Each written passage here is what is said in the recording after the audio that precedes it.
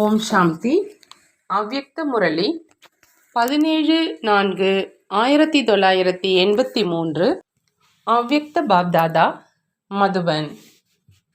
இன்றைய முரளியின் தலைப்பு, கர்மாதீத நிலையை அடைவதற்காக ஒருங்கிணைக்கும் சக்தி மற்றும் உள்ளடக்கும் சக்தி அவசியம்.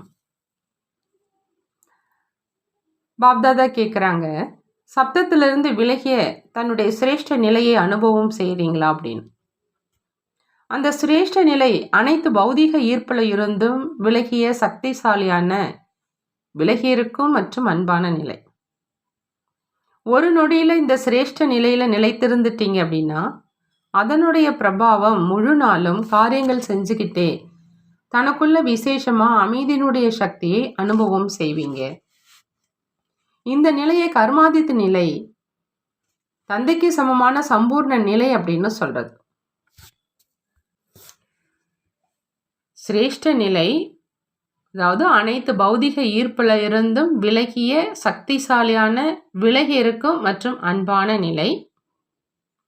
ஒரு நொடியில் இந்த சிரேஷ்ட நிலையில நிலைச்சிருந்தீங்க அப்படின்னா அதனுடைய பிரபாவம் முழு நாளும் காரியங்கள் செஞ்சுக்கிட்டே தனக்குள்ள விசேஷமா அமைதியினுடைய சக்தியை அனுபவம் செய்வீங்கிறாங்க. இந்த நிலையை கர்மாதித்த நிலை, தந்தைக்கு சமமான சம்பூர்ண நிலைன்னு சொல்றது. இதே நிலை மூலமா ஒவ்வொரு காரியத்திலும் வெற்றியை அனுபவம் செய்ய முடியும். அந்த மாதிரி சக்திசாலி நிலையை அனுபவம் செஞ்சிருக்கீங்களா அப்படின்னு பாபா கேட்குறாங்க. பிராமண வாழ்க்கையினுடைய லட்சியம் என்ன அப்படின்னா கர்மாதீத நிலையை அடையிறது. ஆகையினால இந்த லட்சியத்தை அடைவதற்கு முன்பா இப்பொழுதுல இருந்தே இந்த பயிற்சியில் இருந்தீங்க அப்படின்னா தான் லட்சியத்தை அடைய முடியும். இந்த லட்சியத்தை அடைவதற்காக விசேஷ ரூபத்தில் தனக்குள்ள சாரத்தில் கொண்டு வரும் சக்தி, உள்ளடக்கும் சக்தி, இது ரொம்ப அவசியம் அப்படின்னு சொல்கிறாங்க பாபா.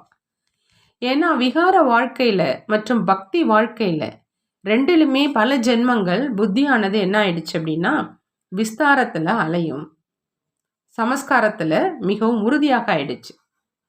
அதாவது விஸ்தாரத்தில் அலையக்கூடிய அந்த சமஸ்காரத்தில், அந்த பழக்கத்தில் ரொம்ப உறுதியாயிடுச்சு. ஆகையினால் அந்த மாதிரி விஸ்தாரத்தில் அலையக்கூடிய அந்த புத்தியை சார ரூபத்தில், அதாவது ஒருங்கிணைக்கும் அந்த ரூபத்தில் நிலைக்க செய்வதற்காக இந்த இரண்டு சக்திகளினுடைய அவசியம் இருக்கு அப்படிங்கிறாங்க பாபா. தொடக்கத்திலிருந்து பார்த்தோம் அப்படின்னா தன்னுடைய தேகத்தினுடைய உணர்வின் எத்தனை விதமான விஸ்தாரம் இருக்குது அதை தெரிஞ்சிருக்கீங்க தான் இல்லையான்னு கேட்குறாங்க. நான் குழந்தை, நான் வாலிபன், நான் வயதானவன், நான் இந்த பதவி வகிப்பவன். இதே விதமாக தேகத்தினுடைய நினைவின் விஸ்தாரம் எத்தனை இருக்குது. பிறகு சம்பந்தத்தில் வந்தீங்க அப்படின்னா எவ்வளோ விஸ்தாரம் இருக்குது. யாருக்கு குழந்தையாக இருக்கிறேன், யாருக்கு தந்தையாக இருக்கிறேன் என்று அப்படி எத்தனை விஸ்தாரத்தினுடைய சம்பந்தம், அதனுடைய வர்ணனை செய்வதற்கு அவசியமே இல்லை. ஏன் அப்படின்னா தெரிஞ்சிருக்கீங்க. இதே விதமாக தேகத்தினுடைய பதார்த்தங்களிலும் எவ்வளோ விஸ்தாரம் இருக்குது. பக்தியில் அநேக தேவதைகளை திருப்திப்படுத்துவதற்காக எவ்வளோ விஸ்தாரம் இருக்குது. லட்சியம் ஒருவரை அடைவதற்கானது, ஆனால் அலைவதனுடைய சாதனம் அநேகம் இருக்குது. இதன் அனைத்து விதமான விஸ்தாரத்தை சார ரூபத்தில் கொண்டு வருவதற்கு உள்ளடக்கு மற்றும் சாரத்தில் கொண்டு வரும் சக்தி அவசியமாக இருக்குதுன்னு சொல்கிறாங்க. அனைத்து விஸ்தாரத்தை ஒரு வார்த்தை மூலம் உள்ளடக்கிடணும். அது என்ன அப்படின்னா பிந்து, அதாவது புள்ளி. நானும் பிந்து, எனது தந்தையும் பிந்து. ஒரு தந்தை பிந்துவில் முழு உலகமும் அடங்கி இருக்குது. உலகத்தில் ஒன்று சம்பந்தம், இன்னொன்று செல்வம். இதிலும் நீங்கள் நல்ல முறையில் அனுபவிகள் தான் இல்லையா? இரண்டு விசேஷங்களும் பிந்து ரூபமான தந்தையிடம் நிரம்பி இருக்குது. அனைத்து சம்பந்தங்களையுமே ஒருவர் மூலமா அனுபவம் செஞ்சிருக்கீங்க இல்லையா அப்படின்னு கேட்குறாங்க. இப்போ அனைத்து செல்வங்களுடைய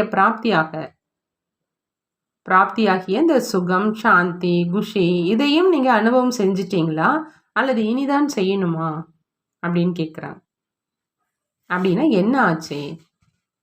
விஸ்தாரம் சாரத்தில் உள்ளடங்கிடுச்சு. அநேக பக்கம் விஸ்தாரத்தில் அலையும் கூடிய அந்த புத்தி சாரத்தில் கொண்டு வரும் சக்தியின் ஆதாரத்தில் ஒருவரில் ஒருமுகப்பட்டு நிலைச்சிடுச்சா அப்படின்னு உங்களை நீங்களே கேளுங்க. அப்படி இல்லைன்னா இப்போ கூட எங்கேயாவது விஸ்தாரத்தில் அலைதான் பாருங்க. சாரத்தில் கொண்டு வரும் சக்தியை மேலும் உள்ளடக்கும் சக்தியை நடைமுறையில் பயன்படுத்திருக்கீங்களா? அல்லது ஞானம் மட்டும் இருக்குதா? ஒருவேளை இந்த 2 சக்திகளையும் பயன்படுத்த தெரியும் அப்படின்னா அதனுடைய அடையாளமா புத்தி ஒரு நொடியில் எங்கே விரும்புதோ எப்போ விரும்புதோ அதே நிலையில் நிலைச்சிடும். எப்படி ஸ்தூல வாகனத்தில் சக்திசாலியான பிரேக் இருக்குது அப்படின்னா அது எப்பொழுது விரும்பினாலும் எங்கே விரும்பினாலும் அங்கே நிறுத்த முடியும். எங்கே விரும்பினாலும் வண்டியை அந்த திசையில் கொண்டு செல்ல முடியும். அந்த மாதிரி நீங்களும் இந்த சக்தியை அனுபவம் செய்கிறீங்களா? அல்லது ஒருமித்த நிலை ஏற்படுவதற்கு நேரம் எடுக்குதா? மேலும் வீணானதில் இருந்து சக்திசாலியான நிலையில் செல்வதற்கு கடின உழைப்பு செய்ய வேண்டியிருக்குது அப்படின்னா இந்த 2 சக்திகளினுடைய குறை இருக்குதுன்னு புரிஞ்சுக்க சொல்கிறாங்க பாபா. இந்த சங்கமேக பிராமண வாழ்க்கையினுடைய விசேஷமே சார ரூபத்தில் நிலைச்சிருந்து எப்பொழுதுமே சுகம், சாந்தி, குஷி, ஞானம், ஆனந்தத்தினுடைய அந்த ஊஞ்சல்லாம் ஆடுறது. அனைத்து பிராப்தியினுடைய சம்பன்ன சொரூபத்தினுடைய அழியாத போதையில் நிலைச்சிருக்க சொல்கிறாங்க பாபா. எப்பொழுது முகத்தில் பிராப்தியே பிராப்தி அப்படிங்கிற அந்த சம்பன்ன நிலையினுடைய பொலிவு மற்றும் ஜொலிப்பு இருக்கணும். எப்போ இந்த ஸ்தூல செல்வத்தினால மட்டும் அதாவது நிரம்பிய அழியக்கூடிய ராஜ்ய பதவி அடையும் ராஜாக்களின் முகத்தில் கூட துவாபர யுக தொடக்க காலத்தில் அந்த ஜொலிப்பு இருந்தது. இங்கேயும் அழியாத பிராப்தி அப்படின்னா எந்தளவு ஆன்மீக ஜொலிப்பு மற்றும் பொலிவு முகத்தில் தென்படணும். அந்த மாதிரி அனுபவம் செய்கிறீங்களா? அல்லது அனுபவத்தை கேட்டு மட்டும் குஷி அடைஞ்சிடுறீங்களான்னு கேட்குறாங்க பாபா. பாண்டவ சேனை விசேஷமானது. பாண்டவ சேனையை பார்த்து அவசியம் மகிழ்ச்சி அடைவாங்க. ஆனால் பாண்டவர்களுடைய விசேஷமாக எப்பொழுதும் வீரம் நிறைந்தவர்களாக காண்பிப்பாங்க, பலகீனமானவங்களாக கிடையாது. உங்களுடைய நினைவு சித்திரத்தை பார்த்துருக்கீங்க இல்லையா? சித்திரங்களிலும் மாவீரர்களாக தான் காண்பிப்பாங்க. பாப்தாதாவும் அனைத்து பாண்டவர்களுக்கு விசேஷ ரூபத்தில் எப்பொழுதும் வெற்றி அடைகிறவங்க, எப்பொழுதும் தந்தையினுடைய துணைவர்கள், அதாவது பாண்டவ பதியினுடைய துணைவர்கள், தந்தைக்கு சமமான மாஸ்டர் சர்வசக்திவான் அப்படிங்கிற அந்த நிலையில் எப்பொழுதுமே இருங்க அப்படிங்கிற இந்த விசேஷ நினைவினுடைய வரதானம் கொடுக்கிறார். புதியவர்களும் வந்திருக்கலாம் கூட, ஆனால் அவர்களும் சென்ற கல்பத்தின் அதிகாரி ஆத்மாக்கள். ஆகையினால எப்பொழுதும் தன்னுடைய சம்பூர்ண அதிகாரத்தை கண்டிப்பாக அடையணும் அப்படிங்கிற இந்த போதை மற்றும் நிச்சயத்தில் எப்பொழுதும் இருக்கணும். புரிந்ததா அப்படின்னு பாபா கேட்குறாங்க. நல்லது. எப்பொழுதும் ஒரு நொடியில் புத்தியை ஒருநிலைப்படுத்தி அனைத்து பிராப்திகளையும் அனுபவம் செஞ்சு எப்பொழுதும் அனைத்து சக்திகளையும் நேரத்துக்கு தகுந்த மாதிரி நடைமுறை உபயோகத்தில் கொண்டு வந்து எப்பொழுதும் ஒரு தந்தையில் முழு உலகத்தையும் அனுபவம் செய்யக்கூடிய அந்த மாதிரி சம்பன்னமான மற்றும் சமமான சிரேஷ்ட ஆத்மாக்களுக்கு பாப்தாதாவினுடைய அன்பு நினைவுகள் மற்றும் நமஸ்காரம் செய்கிறாங்க. நாமும் நம்மளுடைய பாப்தாதாவுக்கு அன்பு நினைவுகள் மற்றும் நமஸ்காரம் செய்வோம். பார்ட்டிகளோடு அவ்யக்த பாப்தாதா சந்திக்கிறாங்க. அதர் குமாரர்களுடன், குடும்ப வாழ்க்கையில் இருக்கும் சகோதரர்களுடன் தனக்கு இந்த மாதிரி சிரேஷ்ட பாக்கியம் இருக்கும் என்று எப்பொழுதும் யோசிச்சிருக்கீங்களான்னு கேட்குறாங்க. எனக்கு இந்த அளவு சிரேஷ்ட பாக்கியம் பிராப்தி ஆக முடியும் அப்படின்னு ஒருபோதும் நம்பிக்கையே இருந்ததில்லை. ஆனால் நம்பிக்கையற்ற ஆத்மாக்களை தந்தை நம்பிக்கைக்கு உரியவர்களாக ஆக்கிட்டார். நம்பிக்கையற்ற காலம் இப்பொழுது முடிவடைஞ்சிருச்சு. இப்போ ஒவ்வொரு அடியிலும் எனக்கு கண்டிப்பாக வெற்றி கிடைக்கும் அப்படிங்கிற நம்பிக்கை இருக்குது. என்ன ஆகுமோ என்று தெரியவில்லை, அல்லது ஆகாதா என்ற இந்த எண்ணமும் வருவதில்லை இல்லையா? எந்த ஒரு காரியத்திலும் அது சுயத்தினுடைய முயற்சி செய்வதாக இருந்தாலும் சேவையாகட்டும், இரண்டிலுமே நம்பிக்கையை அற்ற அந்த சமஸ்காரம் முடிவடைஞ்சிடணும். எந்த ஒரு சமஸ்காரமோ அது காமமாக இருந்தாலும், பேர ஆசையாக இருந்தாலும், அல்லது அகங்காரமாக இருந்தாலும் அதை மாற்றுவதில் நம்பிக்கையற்றவராக ஆகாதீங்க. நானும் மாறவே முடியாது, இது மாறுவது மிக கஷ்டம் என்று அப்படி இருக்க வேண்டாம். அந்த மாதிரி எண்ணமும் வரக்கூடாது. ஏன்னா ஒருவேளை எப்பொழுது அகற்றல் அப்படின்னா பிறகு எப்பொழுது அகற்றுவது? இப்போ அகற்றல் அப்படின்னா இப்போ தசரா நடக்குது, சத்தியுகத்துல தீபாவளி ஆயிடும். ராவணனை அழிக்கும் தசரா இப்போ நடக்குது. இதுல எப்பொழுதும் வெற்றி அடைவதற்கான ஊக்கம் மற்றும் உற்சாகம் இருக்கணும். நம்பிக்கையின்மையுடைய சமஸ்காரம் இருக்க வேண்டாம். எந்த ஒரு கடினமான காரியமும் அந்த அளவு இது ஒன்றும் பெரிய விஷயம் இல்லை. ஏன்னா அநேக தடவைகள் காரியங்கள் செய்து முடிச்சிருக்கீங்க அப்படிங்கிற அந்த அனுபவம் ஆகணும். இந்த புது விஷயத்தையும் செய்து கொண்டிருக்கல, அநேக தடவைகள் செய்ததை மீண்டும் செய்தீங்க. ஆகையினால எப்பொழுதும் நம்பிக்கை வைத்திருப்பவர் நம்பிக்கையின்மையினுடைய பெயர் அடையாளமோ இருக்கவே கூடாது. ஒரு பொழுதும் இது மாறுமா அல்லது மாறாதா தெரியல என்ற அந்த மாதிரி சுபாவ சமஸ்காரத்தினுடைய அடிப்படையில எண்ணம் வர வேண்டாம். எப்பொழுதும் வெற்றி அடைபவர் சில நேரம் அல்ல, ஒருவேளை ஏதாவது கனவுல கூட குறை இருக்குது அப்படின்னா அதை சதா காலத்துக்காக அழிச்சிடுங்க. நம்பிக்கையின்மையை நிரந்தரமாக நம்பிக்கையாக மாற்றிடுங்க. நிச்சயம் உறுதியாக இருக்குது அப்படின்னா வெற்றியும் எப்பொழுதும் இருக்கும். நிச்சயத்துல எப்போ ஏன் என்ன என்பது வருதோ அப்போ வெற்றியில, அதாவது பிராப்தியில ஏதாவது கொஞ்சம் குறை இருந்துடும். ஆகையினால பாபா சொல்றாங்க, எப்பொழுதும் நம்பிக்கை வச்சிருக்கிறவங்க மற்றும் வெற்றி அடைகிறவங்க நம்பிக்கை இன்மையை நிரந்தரமா நம்பிக்கையில மாற்றக்கூடியவங்கன்னு சொல்றாங்க. அடுத்ததான் பாபா கேட்குறாங்க, எப்பொழுதும் தன்னை சங்கமிகத்தின் சிரேஷ்ட ஆத்மா, புருஷோத்த ஆத்மா மற்றும் பிராமணன் உச்சி குடுமி மகான் ஆத்மா அப்படின்னு நினைக்கிறீங்களான்னு கேட்குறாங்க. இப்பொழுதுலேருந்தே புருஷோத்தமன் ஆகிட்டீங்க இல்லையா? உலகத்துல இன்னும் மனிதர்கள் இருக்கிறாங்க, ஆனால் அவர்களிடமிருந்து நீங்கள் விலகியவராகவும் மற்றும் தந்தையினுடைய பிரியமானவராகவும் ஆகிட்டீங்க. ஆகினால புருஷோத்தமாக ஆகிட்டீங்க. மற்றவர்களினுடைய மத்தியில தன்னை ஆன்மீகமானவர் என்று நினைக்கிறீங்க இல்லையா?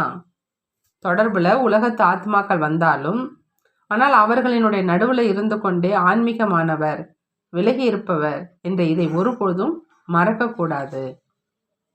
ஏன் அப்படின்னா நீங்கள் அன்னப்பறவையாக ஆகிட்டீங்க. ஞான முத்துக்களை பொறுக்கும் புனித அன்னப்பறவைகள் நீங்க. அவர்களும் அசுத்தத்தை அருந்தும் கொக்குகள். அவர்கள் அசுத்தம் தான் அருந்துவாங்க, அசுத்தத்தை தான் பேசுவாங்க. அப்படி கொக்குகளினுடைய மத்தியில இருந்து கொண்டே தன்னுடைய புனித அன்னப்பறவையினுடைய வாழ்க்கை ஒருபொழுதும் மறந்து விடுவதில்லையே அப்படின்னு கேட்கிறாங்க. எப்பொழுதாவது அவர்களுடைய பிரபாவமோ ஏற்பட்டு விடுறது கிடையாது இல்லை, ஒரு பொழுதும் அவங்களுடைய பிரபாவமோ ஏற்பட்டு விடுறது இல்லையே அப்படின்னு கேட்குறாங்க. பார்க்க போனா உங்களுடைய பிரபாவம் அவங்க மேல ஏற்படணும், அவங்களுடைய பிரபாவம் உங்க மேல ஏற்படக்கூடாது. ஆகையினால எப்பொழுதும் தன்னை புனித அன்னப்பறவை அப்படின்னு நினைக்கிறீங்களா அப்படின்னு கேட்குறாங்க. புனித அன்னப்பறவையோட புத்தி மூலமா ஒருபொழுதும் ஞானத்தினுடைய முத்துகளை தவிர வேறு எதையுமே ஏற்றுக்க முடியாது. அதால பிராமணாத்மாக்கள் யார் உயர்ந்தவங்க?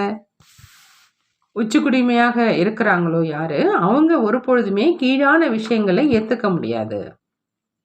கொக்குல இருந்து புனித அன்னப்பறவையாக ஆகிட்டீங்க.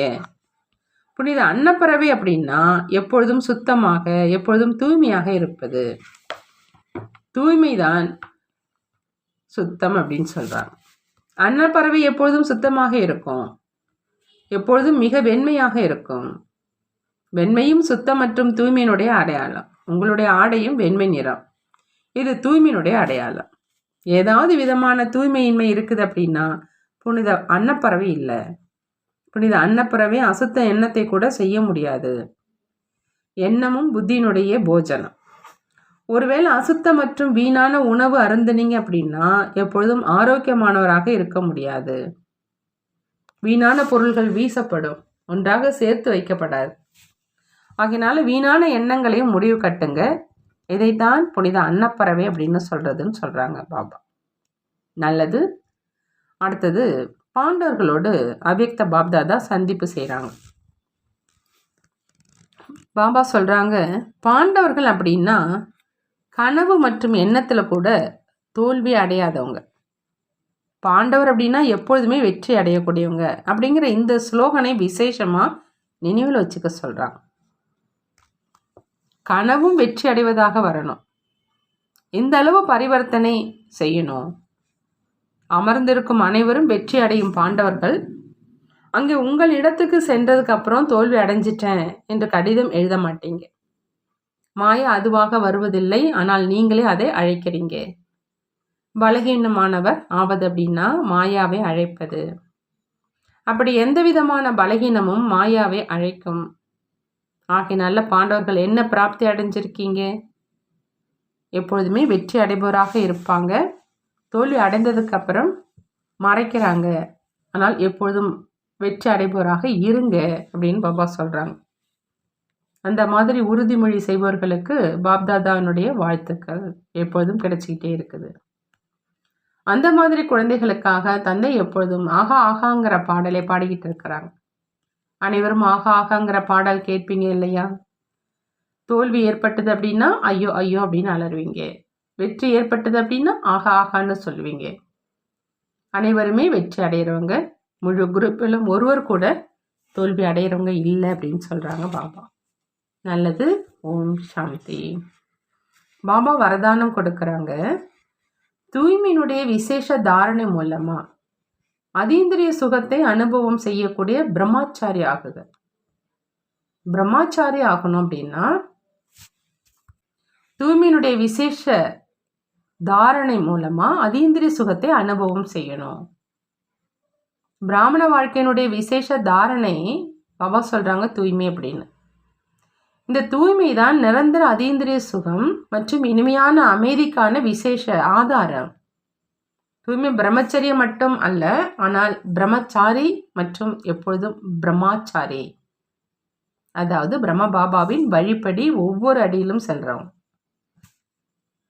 எண்ணம், சொல் மற்றும் செயல் அப்படிங்கிற அடி பிரம்ம பாபாவினுடைய காலடி மீது வைத்ததாக இருக்கணும். எண்ணம், சொல் மற்றும் செயல் அப்படிங்கிற அடி பிரம்ம பாபாவினுடைய காலடி மீது வைத்ததாக இருக்கணும். அந்த மாதிரி யார் பிரம்மாச்சாரியோ அவங்களுடைய முகம் மற்றும் நடத்தை எப்பொழுதுமே உள்நோக்கு முகமுடையவராகவும் மேலும் அதீந்திரிய சுகத்தை அனுபவமும் செய்விக்கும். ஸ்லோகன். சேவையில திரிகால தரிசியினுடைய ஞானம் மற்றும் ஆன்மீகத்தின் நறுமணத்தை நிரப்புறவங்க தான் சேவைக்கு தகுதியானவங்க. சேவைக்கு தகுதியானவங்க அப்படின்னா பாபா சொல்றாங்க, சேவையில திரிகால தரிசியினுடைய ஞானம் அதாவது சென்ஸ் மற்றும் ஆன்மீகத்தின் நறுமணம் அதாவது எசன்ஸை பரப்புறவங்க தான், நிரப்புறவங்க தான் சேவைக்கு தகுதியானவங்க. நல்லது. ஓம் சாந்தி. நன்றி பாபா. நன்றி.